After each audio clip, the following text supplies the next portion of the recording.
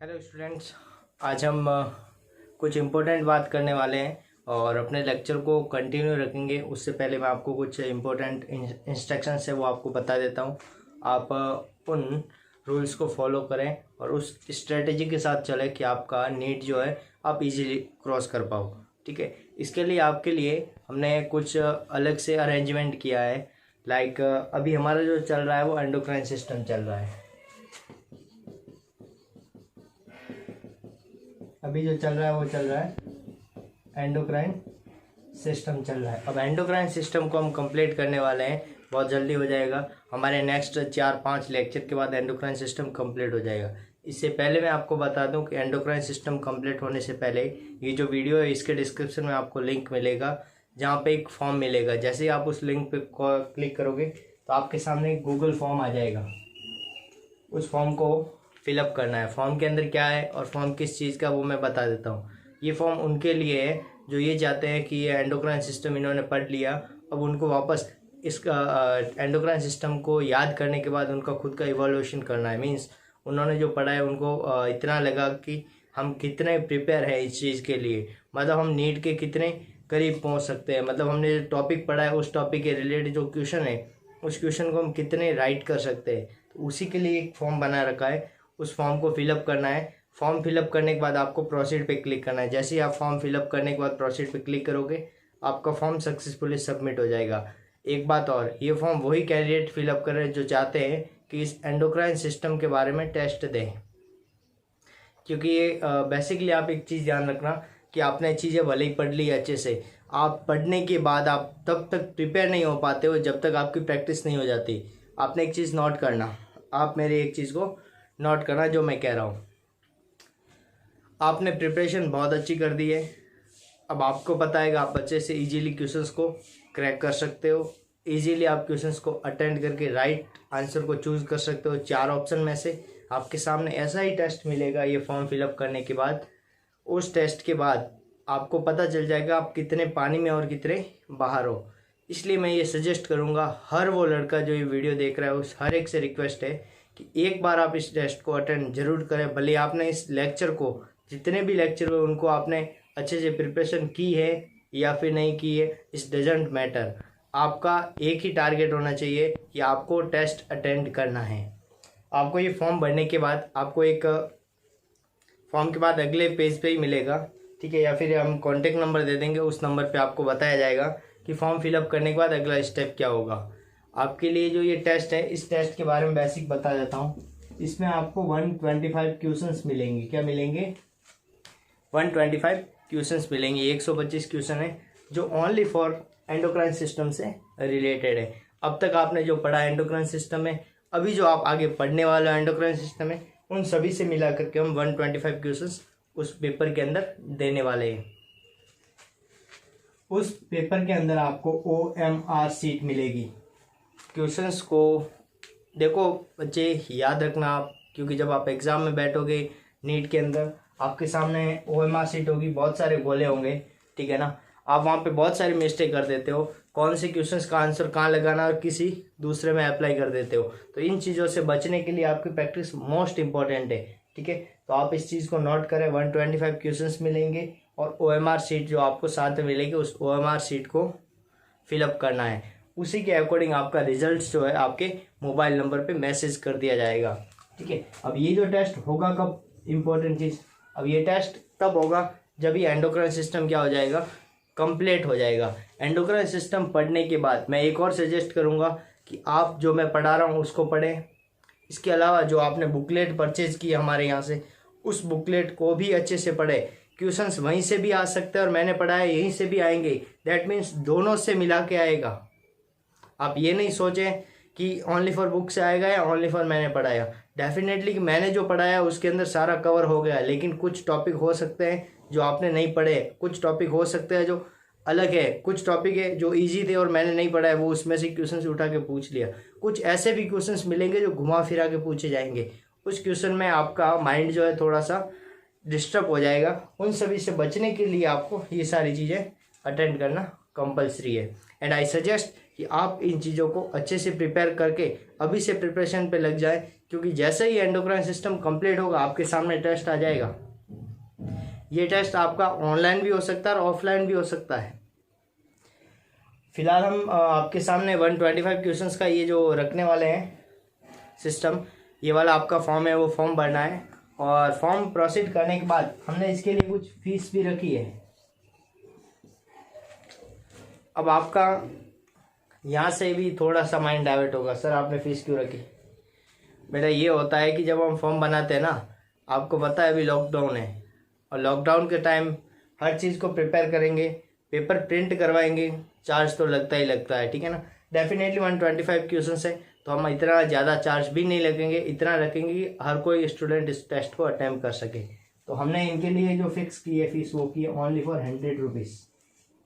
Only for 100 rupees में आपको ये पूरा टेस्ट विथ OMR शीट, जब आप नीट का एग्ज़ाम दोगे ना तब आपको वहाँ पे 1500 रुपये एग्ज़ाम शुल्क लिया जाएगा, इसी टाइप का पेपर मिलेगा। तो वही तो हम यहाँ पे इजीली कम फीस के अंदर अरेंज करा रहे हैं। आपको ये टेस्ट अच्छे से देना है, ठीक है, और इस फॉर्म को फिलअप कर दे जो इंटरेस्टेड है, क्योंकि इस टेस्ट के बाद आपको पता चल जाएगा कि आप कितने प्रिपेयर कर चुके हो एंडोक्राइन सिस्टम के बारे में। एंड इसके अलावा मोस्ट इम्पॉर्टेंट थिंग कि आप चीज़ों को कंटिन्यू पढ़ें। अब प्रॉब्लम कहाँ आ रही? प्रॉब्लम ये आ रही कि बच्चों को याद नहीं हो रहा है, किसी की प्रॉब्लम आ रही सर हम हिंदी मीडियम से इंग्लिश मीडियम याद नहीं कर। एक आपको सीधा फंडा बता देता हूँ, मेरे साथ भी ऐसा ही हुआ था। मैं भी 12th करके आदर्श विद्या मंदिर से निकला था, हिंदी मीडियम से ही था। तो मेरे को भी लगा था कि इंग्लिश अपने को थोड़ी सी अलग लग रही है, समझ में नहीं आएगी। फिर एक दिन सोचा यार इंग्लिश में क्या चीज़ है ऐसी समझ में नहीं आ रही। फिर एक हमारे माननीय श्री गुरुदेव जी ने बताया कि सुरेश कुछ भी नहीं है, इंग्लिश बहुत इजी है, आप इसको इजीली प्रिपेयर करो और कंटिन्यूटी इसमें रखो, इजी हो जाएगी। तो मैंने वैसा ही किया, जिन्होंने जैसा मेरे से कहा गया मैंने उसी चीज़ को प्रिपेयर किया और वैसे ही उसी वे में प्रिपेयर किया।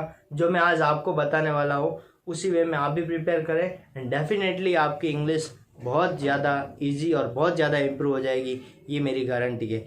आप वैसा ही करेंगे जैसा मैं कह रहा हूँ, क्योंकि वही आपके आगे आने वाले पेपर के अंदर बहुत ज़्यादा फायदेमंद साबित होगी। ठीक है, अब आगे चलते हैं। उससे पहले मैं आपको थोड़ा सा एक मोटिवेशन दे देता हूँ, तो इस चीज़ को थोड़ा सा ध्यान से सुने। अब जो आपके पास जो टाइम है वो लिमिटेड टाइम है।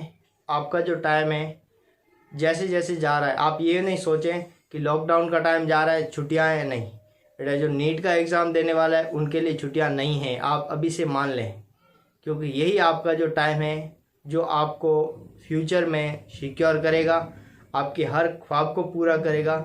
लड़के होते हैं ना सुबह 10 बजे उठते हैं, क्यों भाई? मैं ये नहीं कह रहा हूँ मत उठो, आप आराम से उठो, 10 बजे उठो, 12 बजे उठो। अगर आप रात में पढ़ने वाले वैसे भी 12 बजे उठते हैं, नो प्रॉब्लम, बट वो चीज़ नहीं है। बात वो है कि आप चीज़ें अच्छे से टाइम अपना पढ़ाई को दो, अच्छे से सोने का टाइम दो, क्योंकि सोना भी ज़रूरी है। आप अपना टाइम फिक्स कर दें कि मेरे को 5 से 6 घंटे ही सोना है, ज़्यादा नहीं सोना है। 5 से 6 घंटे से ज़्यादा मेरे को सोना ही नहीं है। इसके अलावा मेरे को डेली जो स्टडी, और नीट वाले आप अभी से नोट कर ले, आपको मिनिमम 14 घंटे पढ़ाई डेली करनी है। आप अपना टाइम नोट करके रखना। आप स्टेटमेंट उठा के देख लो, जितने भी स्टूडेंट जो सेलेक्ट हुए नीट और एम्स के अंदर, आप उससे पूछ सकते हैं या उनसे गाइडलाइन ले सकते हैं। यूट्यूब पे उसके बारे में बहुत सारे वीडियोस मिल जाएंगे, लाइक अमन तिलक जो एम्स के अंदर है अभी, ठीक है, ऐसे बहुत सारे जिसके बारे में आपको बहुत सारी इन्फॉर्मेशन मिल जाएगी। आप उनसे भी देख सकते हैं उनका स्ट्रेटजी क्या थी, उनकी पढ़ने की प्लानिंग क्या थी, वो चीज़ भी आप देखोगे तो आपको पता चल जाएगा। वो भी मिनिमम 14 घंटे तो पढ़ते थे। अब वो 14 घंटे कौन से, कोचिंग जाने के बाद भी वो 12 घंटे या 10 घंटे निकाल देते थे। बेटा अब तो आप फ्री हो, अब आपको स्कूल भी नहीं जाना पड़ रहा है, नहीं कोचिंग आना पड़ रहा है, अब तो आपको घर पे बैठ के ही पढ़ना है। और अब आप ये मान के चलें कि आपके 14 घंटे डेली के बहुत ज़्यादा इम्पोर्टेंट है यार। आपको ये जो टाइम मिल रहा है ना अभी, इट्स अ गोल्डन टाइम। ये आपके लिए बहुत अच्छा साबित हो सकता है अगर आप इस टाइम को अच्छे से सेव करें। अपने बैंक के अंदर आपने सेविंग के बारे में सुना होगा। लोग क्या करते हैं कि पैसा डालना स्टार्ट करते हैं। फॉर एग्जांपल मैंने बैंक के अंदर रिकरेंट डिपॉजिट स्टार्ट करा दी, मीन्स RD स्टार्ट करूँगा, तो मैं क्या करूँगा, पर मंथ उसके अंदर पैसे डालूंगा। तो पर मंथ पैसे डालूंगा तो एक लिमिटेड टाइम के बाद मेरे पास बहुत ज़्यादा डिपॉजिट होकर के पैसा वापस आएगा रिटर्न। इसका मतलब क्या हुआ, तो यही आपका टाइम है जिसके अंदर आप 14 घंटे डेली दोगे, तो वही आपका टाइम मिलकर के आपको एक बड़ा आउटपुट देगा, और वो आउटपुट मिलेगा नीट के बाद। अब आपकी नींद लेना, अब आपके सपने देखना, ये सारे एक बार आप छोड़ दो। फिलहाल आप पढ़ाई पे पूरा ध्यान दो, क्योंकि ज़िंदगी बेटा आगे है, और ये ज़िंदगी आपको, आपकी फैमिली को बदल सकती है। आप एक बार सोच के देखें कि आप अभी कहाँ पर हैं और आपको कहाँ जाना है। आप ये मान के चले कि आप इस दुनिया में यूनिक हैं, मीन्स आपकी जैसा न तो कोई है और न ही कोई होगा।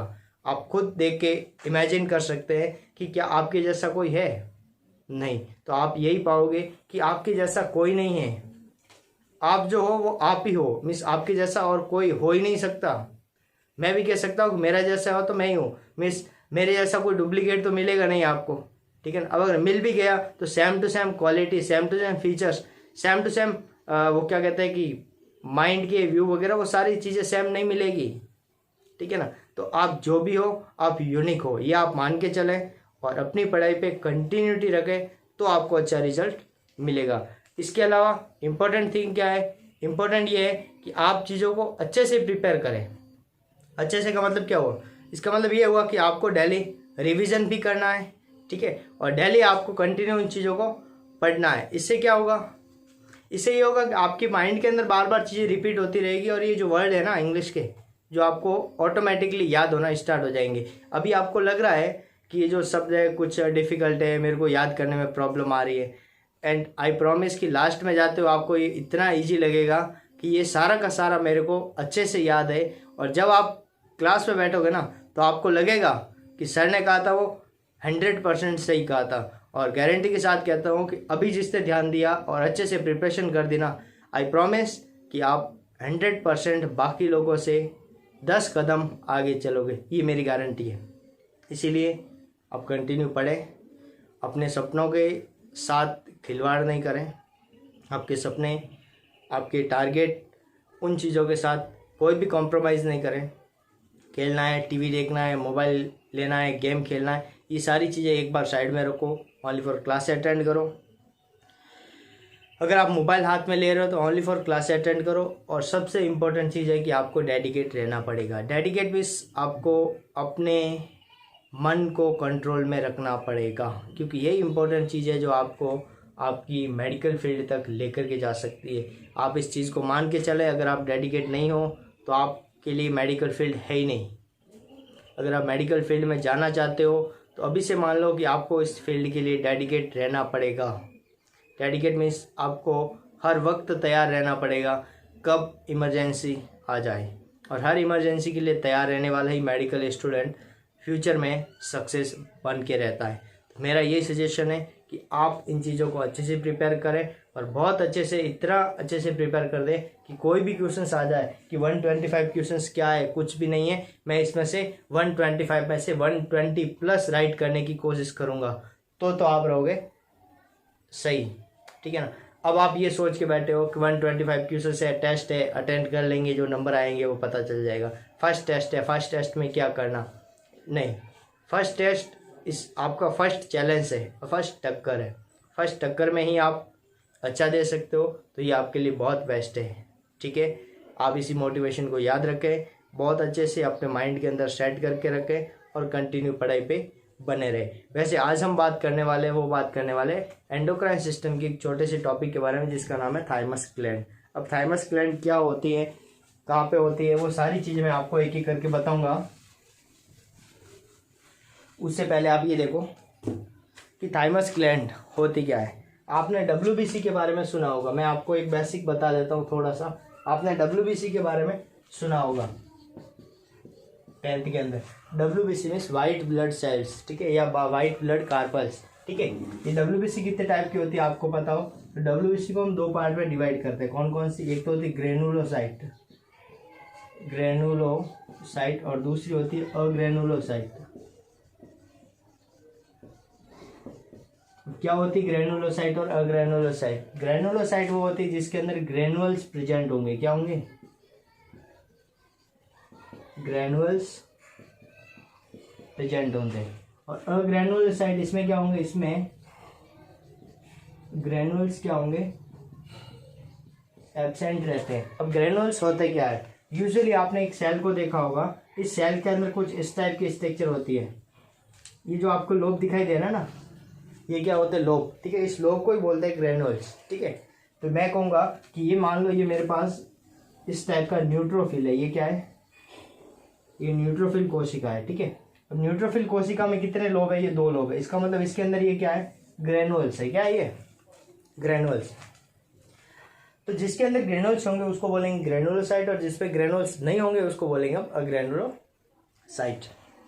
अब कौन कौन से होते हैं ग्रैनुलोसाइट और कौन कौन से होते हैं अग्रैनुलोसाइट, इसके बारे में भी देख लेते हैं। तो आप याद देखोगे कि ग्रैनुलोसाइट कौन कौन से होते हैं। तो ग्रैनुलोसाइट 3 टाइप के होते हैं। कौन कौन से होते हैं, तो ग्रैनुलोसाइट होते हैं आपके कौन कौन से बता देता हूँ मैं। एक तो होता है न्यूट्रोफिल, नंबर 2 होता है वो होता है बेसोफिल्स, और तीसरा होता है वो होता है इयोसिनोफिल्स। कौन कौन से हो गए, न्यूट्रोफिल्स, बेसोफिल और इयोसिनोफिल्स। अगर हम न्यूट्रोफिल्स की बात करें तो न्यूट्रोफिल्स करता क्या, जब मैं डब्ल्यूबीसी ब्लड पढ़ाऊंगा तो डब्ल्यूबीसी को वापस डिटेल में पढ़ेंगे। मैं यहाँ पे आपको बेसिकली थाइमस ग्लैंड के बारे में बताने के लिए ये चीज़ एक बार खोल रहा हूँ, तो आप इस चीज़ को थोड़ा सा समझें। न्यूट्रोफिल क्या करती है, ये करती है फैगोसाइटोसिस का काम करती है, फैगोसाइटोसिस। ये क्वेश्चन आया था नीट के अंदर कि which of the following is perform as a phagocytosis. Option के अंदर न्यूट्रोफिल, बेसोफिल, इयोसिनोफिल और एक और दे दिया ऑल ऑफ एबो। तो वहाँ पे आपको एक ही ऑप्शन था, वो था न्यूट्रोफिल्स, ठीक है। तो आपको न्यूट्रोफिल राइट करना। फैगोसाइटोसिस होता क्या है, इसको हिंदी में बोलते हैं भक्षण कोशिका की तरह काम करना, ठीक है। कैसे होगा, ठीक है। मान लो ये न्यूट्रोफिल है, ये न्यूट्रोफिल है। न्यूट्रोफिल के अंदर 2 लोब है। कितने लोब है, ये न्यूट्रोफिल का स्ट्रक्चर होता है, ठीक है। बेसोफिल की बात करें कि बेसोफिल के अंदर कितने लोब होते हैं, बेसोफिल के अंदर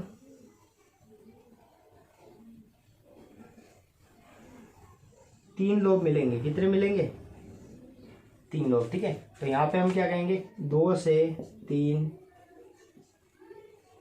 लोब। यहाँ पे कितने होंगे, ओनली 2 लोब। यहाँ पे ओनली 2 लोब, ठीक है। तो इयोसिनोफिल का भी डायग्राम कैसा रहेगा, ये इयोसिनोफिल, ठीक है। तो ये हमने बताया न्यूट्रोफिल, बेसोफिल और इयोसिनोफिल, ठीक है। अब ये किस में काम करती है, फैगोसाइटोसिस। फैगोसाइटोसिस का मतलब क्या हुआ कि मान लो कि हमारी बॉडी के अंदर ब्लड वेसल्स है, ब्लड वेसल्स के अंदर क्या होगा, ब्लड होगा। ये मान लो यहाँ पे वायरस आ गया, ये हमारे पास क्या है, वायरस है, ये वायरस आया बॉडी के अंदर, ठीक है। जैसे ही बॉडी के अंदर वायरस आएगा तो ये न्यूट्रोफिल जो है, यहाँ पे जो पड़ी है न्यूट्रोफिल्स, ये 2 लोब वाली न्यूट्रोफिल, ये इसके ऊपर अटैक करेगी और इसको क्या करेगी, खत्म कर देगी। तो ये प्रोसेस होता है, इसको बोलते हैं फैगोसाइटोसिस। जब आगे आएगा सेल पढ़ाऊंगा तो मैं आपको 2 प्रोसेस बताऊंगा, एक होता है फैगोसाइटोसिस और एक होता है पिनोसाइटोसिस। दोनों क्या चीज़ होती है मैं आगे आपको पूरी डिटेल में समझाऊंगा। फिलहाल आप ये समझे कि neutrophil is act as a phagocytosis. Neutrophil कैसे काम करती है, फैगोसाइटोसिस की तरह काम करती है। नेक्स्ट हम बात करेंगे बेसोफिल्स। तो बेसोफिल का काम क्या होता है, तो आपको याद रखना है कि जो बेसोफिल होती है ना, वो इम्यूनिटी में काम करेगी। किस में करेगी, इम्यूनिटी के अंदर।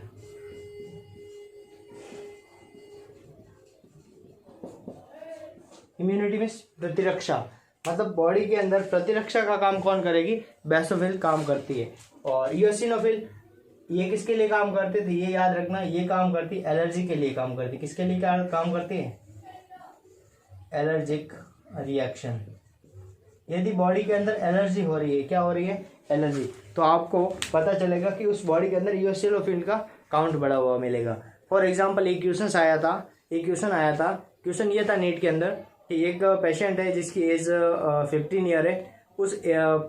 उस पेशेंट के अंदर, उस व्यक्ति के अंदर अचानक से क्या होने स्टार्ट हो जाती है, लेटेक्स से एलर्जी स्टार्ट हो जाती है। तो आप उसकी ब्लड रिपोर्ट के अंदर सबसे पहले क्या देखोगे, कौन सा काउंट बढ़ा हुआ मिलेगा, ठीक है। ये नीट के अंदर क्वेश्चन आया था, तो वहाँ पे ऑप्शन था बेसोफिल्स, न्यूट्रोफिल्स, इयोसिनोफिल और एक दे दिया लिम्फोसाइट। तो आंसर कहाँ जाएगा, इयोसिनोफिल।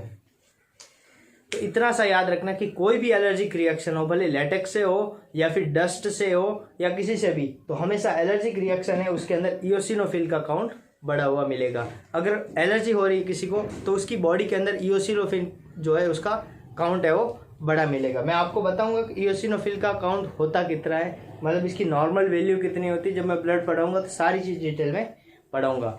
अब आप इतना सा देखें कि eosinophil is act against the allergy के अगेंस्ट क्या करती है, एक्ट करती है इओसिनोफिल्स। ठीक है, नेक्स्ट हमारे पास बचा अग्रैनुलोसाइट। तो अग्रैनुलोसाइट में कितने पार्ट में डिवाइड करेंगे, इसको हम 2 पार्ट में डिवाइड करेंगे। कौन कौन से, तो वो मैं आपको बता देता हूँ। तो इस चीज़ को आप अच्छे से नोट कर दें। तो वो है आपके मोनोसाइट और लिम्फोसाइट। वो कौन से, मोनोसाइट और लिम्फोसाइट।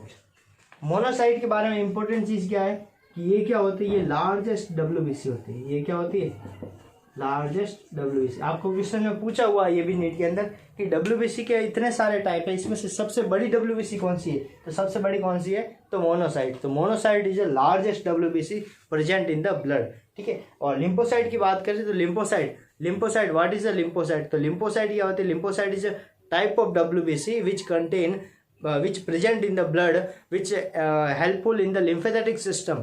ये किस में काम करेगी, lymphatic system। अगर हम लिम्फ की बात करें, लिम्फोसाइट की बात करें तो लिम्फोसाइट साइट वर्ड मीन्स होता है सेल। तो लिम्फोसाइट कितने टाइप की होती है, 2 टाइप की होती है। कौन कौन सी होती है, एक तो याद रखना लिम्फोसाइट बी और दूसरी याद रखना लिम्फोसाइट टी। लिम्फोसाइट बी और लिम्फोसाइट टी। अब क्या होता है लिम्फोसाइट बी और क्या होता है लिम्फोसाइट टी। जब अपन लिम्फोसाइट बी के बारे में बात करेंगे तो आपको पता चलेगा बी फॉर क्या होता है, बोन मैरो। बी फॉर क्या होता है, बोन मैरो।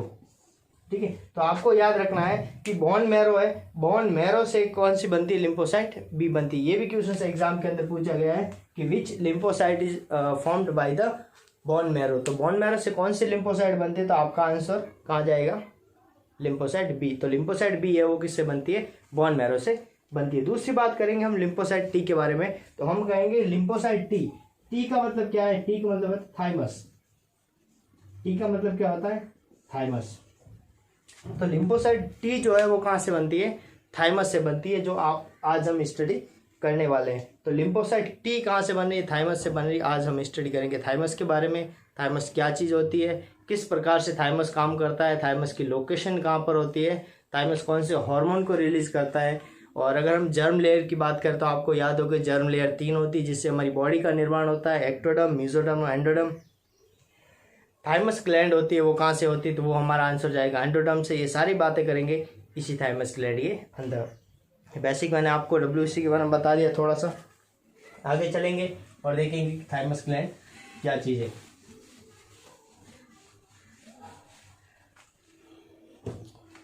ओके फ्रेंड, अब देखते हैं हम थाइमस ग्लैंड के बारे में। थाइमस ग्लैंड से देखने से पहले मैं आपको कुछ बेसिक इसके बारे में थोड़ा सा इंट्रो दे देता हूँ।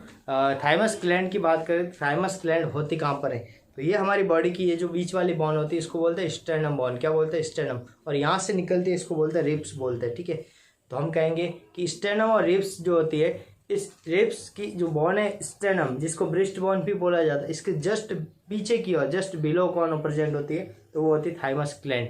इसके बारे में पूरी डिटेल में हम स्टडी करेंगे किस प्रकार से थाइमस काम करती है और कैसे होती है। ठीक है, तो हम देख लेते हैं सबसे पहले थाइमस के बारे में। तो आपने ये डायग्राम तो देखा होगा, मैं आपको एक डायग्राम से बता देता हूँ। रेस्पिरेटरी सिस्टम आपने पढ़ा होगा 10th के अंदर।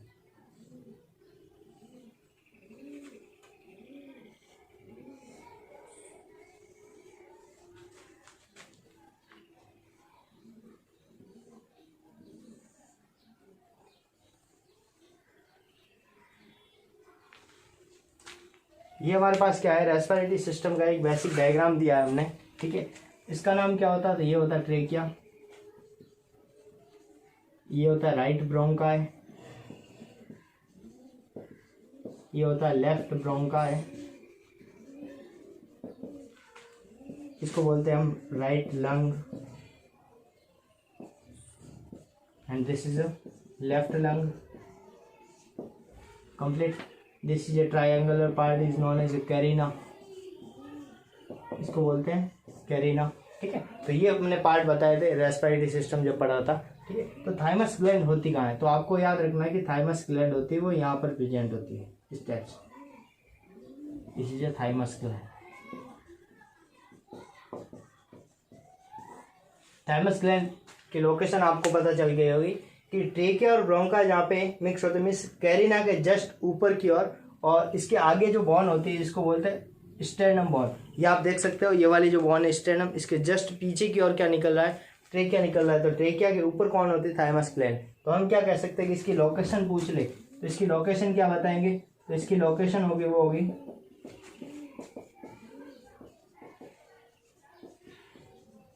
बिहाइंड ट्रेकिया, ट्रेकिया के पीछे, and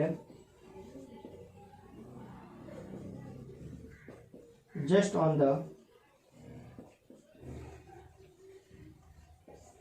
sorry behind the trachea नहीं, बिहाइंड द स्टेनम, स्टेनम के जस्ट पीछे और ट्रेकिया के जस्ट ऊपर। तो इसकी लोकेशन बता सकते हैं कि स्टेनम जो बोन है इसके जस्ट पीछे है और ट्रेकिया के जस्ट ऊपर इसकी लोकेशन होती है। अब मैं आपके सामने एक डायग्राम रखूंगा, आप उस डायग्राम के अंदर अच्छे से देख सकते हैं कि थाइमस ग्लैंड कहाँ पर है। ये रहा आपके सामने डायग्राम, ये रहा। आप इस डायग्राम में देख सकते हो कि आपके सामने जो यही रेस्पिरेटरी सिस्टम की तरह बनाया हुआ है, और इसके अंदर ही आपको एक इमेज दिखा रखी है थाइमस ग्लैंड की, आप देख सकते हो। मैं जूम करके बता देता हूँ, आप इस चीज़ को थोड़ा सा ध्यान से देखें। तो ट्रेकिया के जस्ट ऊपर क्या मिल रही है आपको, यहाँ पे थाइमस ग्लैंड मिल रही है। तो आप इस डायग्राम को देख सकते हैं। मैं आपको एक और डायग्राम दिखाता हूँ जिससे आपको समझ में आ जाएगा तो ये कहाँ पे होती है। दूसरे डायग्राम को देख सकते हो आप, यहाँ पे आपको पता चलेगा कि थाइमस ग्लैंड कहाँ पर होती है। तो और इस थाइमस ग्लैंड को आप देख सकते हो ईजिली। ये थाइमस ग्लैंड ट्रेकिया और ब्रोंका है, इसके जस्ट नीचे बता रखी है, ठीक है ना। बट आपको याद रखनी है कि ये जो ट्रेकिया के ऊपर ही होती है, ठीक है ना, बस ट्रेकिया के जस्ट ऊपर ही होती है, ठीक है ना। और इसके अलावा एक और डायग्राम मैं आपको बता देता हूँ नेक्स्ट। लिम्फेथेटिक सिस्टम के अंदर, मतलब लिम्फ सिस्टम के अंदर किस प्रकार से थाइमस ग्लैंड जुड़ी होती है, एक और डायग्राम है, ये देखिए। इस डायग्राम में आप देखोगे कि थाइमस है, थाइमस से कुछ लिम्फ वेसल्स निकलती है, मतलब हम जिसको बोलेंगे लिम्फेथेटिक सिस्टम। उस लिम्फेथेटिक सिस्टम की जो लिम्फ वेसल्स होती है, उस लिम्फ वेसल्स है वो किससे कनेक्टेड है, थाइमस से कनेक्ट है, ठीक है ना। आगे आप ये भी देखोगे कि लिम्फेथेटिक सिस्टम, जैसे हमारे ब्लड के अंदर सर्कुलेशन सिस्टम हमारी बॉडी के अंदर फैला होता है, इसी तरह बॉडी के अंदर ये सिस्टम जो लिम्फेथेटिक सिस्टम ये भी फैला होता है। इस लिम्फेथेटिक सिस्टम के अंदर आप देखोगे कि थाइमस ग्लैंड है, स्प्लीन है, ये सारे लिम्फेथेटिक सिस्टम के पार्ट है। Thymus gland, spleen, liver, bone marrow. मैंने आपको पहले ही बताया था कि लिम्फोसाइट भी बोन मैरो से बनता है, तो वहाँ से लिम्फोसाइट भी बोन मैरो से बन के कहाँ जाएगा, लिम्फेथेटिक सिस्टम है। तो आप देख सकते हो लिम्फेथेटिक सिस्टम और बोन मैरो आपस में अटैच है। और लीवर है, लीवर के अंदर भी ये जाएगा और स्प्लीन के अंदर भी जाएगा। तो ये सारे क्या होते हैं, लिम्फेथेटिक सिस्टम के अंदर काम करते हैं। आप स्क्रीनशॉट ले लें इस डायग्राम का, समझ में आ जाएगा आपको काफ़ी कुछ। ओके, अब आगे बढ़ते हैं, हम थाइमस ग्लैंड के बारे में बात करते हैं। उससे पहले मैं आपको बता दूं थाइमस ग्लैंड का ओरिजिन कहाँ से होता है। तो ये क्वेश्चन पूछा हुआ है इसका, तो इसका ओरिजिन कहाँ से होता है, तो इसका ओरिजिन जो होता है वो होता है एंडोडर्म से होता है। कहाँ से होता है, एंडोडर्म से होता है, ठीक है। तो आपने जब बॉडी के बारे में, जब इसके बॉडी के डेवलपमेंट के बारे में पढ़ा होगा तो आपको पता होगा कि हमारी बॉडी है वो 3 जर्म लेयर से बनी होती है, ठीक है। तो आपने पढ़ा होगा शुरुआत में क्या होता है, स्पर्म होता है, ओवम होता है, दोनों मिलते हैं जिसको अपन कहते हैं फर्स्ट सेल्स बनती है, जिसको बोलते हैं जाइगोट। जाइगोट के अंदर क्या होगा, डिवीजन होगा, जिसको बोलते हैं क्लीवेज डिवीजन। क्लीवेज डिवीजन से क्या बनेगा, मोरूला, ब्लास्टुला, ये सारी स्टेज देखने को मिलती है। उसके बाद क्या बनेगा, सेकंड आपने देखा होगा सेकंड वीक, मतलब जाइगोट के दूसरे वीक पे बाई लेमिनर लेयर बनती है, 2 लेयर बनती है, जिसको बोलते हैं एक्टोडर्म और एंडोडर्म। मीजोडर्म नहीं बनती है। थर्ड वीक पे वापस क्या बनती है, 3 लेयर बनती है, एक्टोडर्म, मीजोडर्म और एंडोडर्म, ठीक है। तो सेकंड वीक से जो बनती है एंडोडर्म, उस एंडोडर्म से वापस क्या होता है, स्टार्ट हो जाता है अलग अलग बॉडी के ऑर्गन का डेवलपमेंट, जिसको बोलते हैं ऑर्गेनोजेनेसिस, ठीक है। तो वो सारी चीजें देखने को मिलती है एक्टोडर्म के अंदर। तो एक्टोडर्म से ही किसका डेवलपमेंट होता है, थाइमस ग्लैंड का डेवलपमेंट होता है। और एक बड़ी इंटरेस्टिंग बात याद आ रही है थाइमस ग्लैंड के बारे में। तो थाइमस ग्लैंड क्या करती है, लिम्फोसाइट टी, जैसे मैंने अभी आपको बताया कि थाइमस ग्लैंड है वो टी लिम्फोसाइट को प्रोड्यूस करे। इसका मतलब क्या हुआ? इसका मतलब ये हुआ कि ये जो है हमारी बॉडी के अंदर जो टी लिम्फोसाइट बना रही है, तो लिम्फोसाइट टी का काम क्या होता है? लिम्फोसाइट टी, तो ये हमारी बॉडी के अंदर क्या काम करेगी? इम्यूनिटी का काम करेगी। किसका काम करेगी? इम्यूनिटी। तो हमारी बॉडी के अंदर इम्यूनिटी प्रोवाइड करवानी, तो ये किसका काम है? लिम्फोसाइट का काम है। आपने देखा होगा कि जैसे जैसे एज क्या होती है बॉडी की, एज होती है हमारी, कम होती जाती है। दैट मीन्स जैसे जैसे हम ओल्ड एज के अंदर जाएंगे तो हमारी इम्यूनिटी टाइम के साथ क्या होती रहती है? कम होती रहती है। ऐसा क्यों होता है? ऐसा इसलिए होता है कि ये जो है लिम्फोसाइट टी जो है ये क्या होना स्टार्ट हो जाती है? कम होना स्टार्ट होती है। अब ये कम होना स्टार्ट क्यों होती है? क्योंकि इसका कारण ये है कि जो थाइमस ग्लैंड जो मैंने अभी आपको डायग्राम में बताई थी, वो टाइम के साथ क्या होना स्टार्ट हो जाती है? धीरे धीरे छोटी होना स्टार्ट हो जाती है। इससे क्या होगा? जब ग्लैंड छोटी होगी तो उसकी कोशिकाएं भी कम होगी, तो इससे लिम्फोसाइट बनना चाहिए उतना नहीं बनेगा। दैट मीन्स हम कह सकते हैं कि टाइम के साथ जैसे जैसे टाइम बीतेगा लिम्फोसाइट टी जो है वो क्या होनी स्टार्ट होती है? कम होनी स्टार्ट होती है। क्यों होनी स्टार्ट होती है? क्योंकि थाइमस ग्लैंड की जो साइज है वो क्या होनी स्टार्ट होती है? छोटी होनी स्टार्ट हो जाती है, जिसकी वजह से लिम्फोसाइट टी भी क्या होती है? कम होती है। और जो ओल्ड एज में होते हैं उनको सबसे ज़्यादा इन्फेक्शन होने के चांसेस रहते हैं। लाइक आज के टाइम में आप देखोगे तो कोरोना जो है ओल्ड एज वाले पर्सन को सबसे ज़्यादा सस्पेक्टेड कर रहे हैं। क्यों कर रहे हैं? क्योंकि उसकी इम्यूनिटी क्या है? वीक है, बहुत ज़्यादा वीक है। और बहुत ज़्यादा वीक होने का एक ही कारण है कि उसके अंदर किसकी कमी है? लिम्फोसाइट टी की कमी है। यहाँ से भी क्वेश्चन इस बार आपके नीट के अंदर उठा के पूछ लेता है कि आपके ओल्ड एज के अंदर कोई भी पर्सन है उसके इन्फेक्शन हो रहे हैं, तो आप उसके लिए प्रिवेंशन के लिए क्या करोगे? तो आपका आंसर क्या जाएगा? हम उसको लिम्फोसाइट प्रोवाइड करवाएंगे। लिम्फोसाइट क्यों करवाएंगे? क्योंकि लिम्फोसाइट क्या प्रोवाइड करवाते हैं? हमें इम्यूनिटी देता है, इसलिए हम लिम्फोसाइट देंगे तो उसकी इम्यूनिटी बढ़ेगी। तो इम्यूनिटी जब बढ़ेगी तो उसको इन्फेक्शन की रिस्क क्या हो जाएगी? कम हो जाएगी। तो ये सारी चीज़ें हम किसके बारे में बात करेंगे? लिम्फोसाइट टी के बारे में बात कर रहे हैं। जैसे जैसे टाइम बीतेगा डेफिनेटली कम होगी, इन्फेक्शंस भी ज़्यादा होंगे। तो ये सारी चीज़ याद रखनी। और एक और बात याद रखनी है आपको कि थाइमस ग्लैंड के बारे में। थाइमस ग्लैंड कौन से हार्मोन को रिलीज करती है? तो वो हार्मोन जो होता है वो होता है थाइमोसिन। हार्मोन कौन सा होता है? थाइमोसिन हार्मोन को प्रोड्यूस करती है, या इसको थाइमिन भी बोल सकते हैं, ध्यान रखना। थाइमोसिन या थाइमिन। तो आपको पूछ ले कि थाइमस ग्लैंड है ये तो बनाती है लिम्फोसाइट टी, इसके अलावा और क्या करती है? तो और एक हार्मोन भी प्रोड्यूस करती है। क्योंकि हम इसको एंडोक्राइन सिस्टम में पढ़ रहे हैं तो इससे कोई ना कोई हार्मोन तो रिलीज होगा। तो वो हार्मोन कौन सा है? तो आपका आंसर क्या जाएगा? थाइमोसिन या थाइमिन। अब ये थाइमिन जो है या थाइमोसिन है वो क्या करते हैं? बॉडी के अंदर इम्यूनिटी में ये भी हेल्प करते हैं। सम टाइम क्या होता है कि इसका जो सीक्रेशन बहुत ज्यादा हो जाता है, मतलब हम कहेंगे कि excess secretion, excess production and secretion of thymine या थाइमोसिन हार्मोन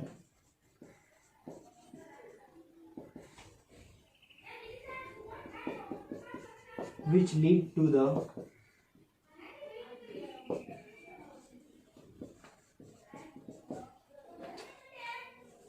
mastenia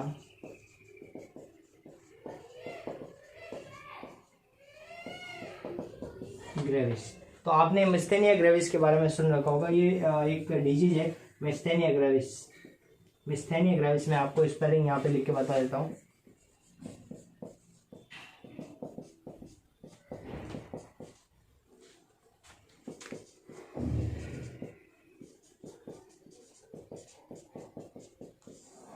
ये मिस्थेनिया ग्रेविस है। इसके अंदर वैसे बहुत सारे कोज होते हैं, ठीक है ना। ये मिस्थेनिया ग्रेविस जब नर्वस सिस्टम पढ़ाऊंगा तो वहाँ पे बताऊंगा कि टाउ एंजाइम जो है, मीन्स हम कहेंगे कि टाउ एंजाइम की डेफिशिएंसी होगी तभी वहाँ पे क्या देखने को मिलेगा? मिस्थेनिया ग्रेविस देखने को मिलेगा।